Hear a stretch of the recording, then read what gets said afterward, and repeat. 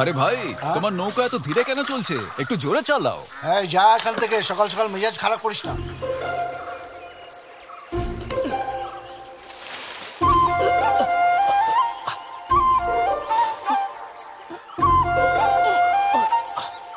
আরে সুমন, তুই কি জানিস কবে নাগাদ আসবে এই বার্ড ফ্লু এর ভ্যাকসিন?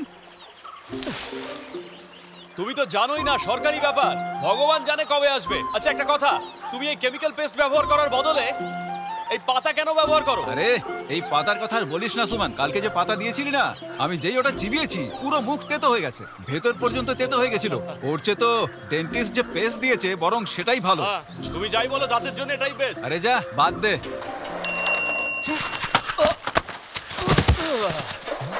পেপার ছোড়ার সময় কোথায় দেখিস রে আজিনামোটোর বাপ? আরে বাপরে, পেপারটা গাধাটার গায়ে লেগে গেছে।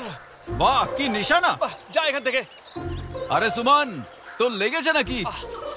খুব বেশি লাগেনি, ওই পিঠে একটুখানি টান লেগেছে। হ্যাঁ, আমি কি বলছিলাম, পাতা দাঁতের জন্য ভালো, হাড়ের জন্য ভালো না।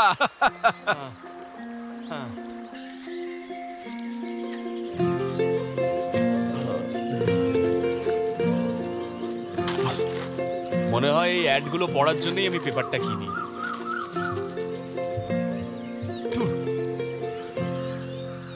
মা, মা! আরে চেঁচাচ্ছিস কেন? এত জায়গা থাকতে তুমি এই আম গাছটাই পেলে নোংরা জ্বালানোর জন্য?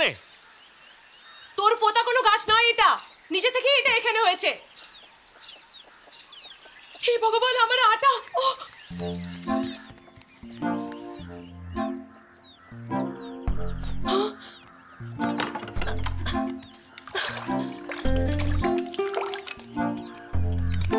এই হাতাটাও না।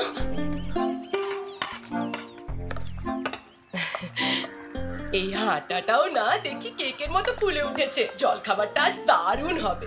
তুমি ওরকম দৌড়ে এলে কেন মা? এখন বুঝতে পারছো কেন আমি ঘরে টাইলস লাগাই না?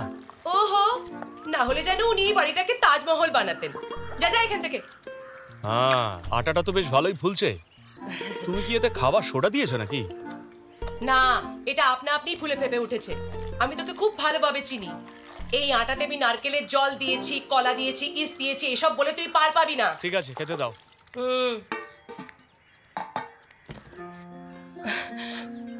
এবার ওই ডিমটাকে নষ্ট করবে, বিক্রি করলে 8 টাকা পেতাম। কেমন ছেলে রে তুই?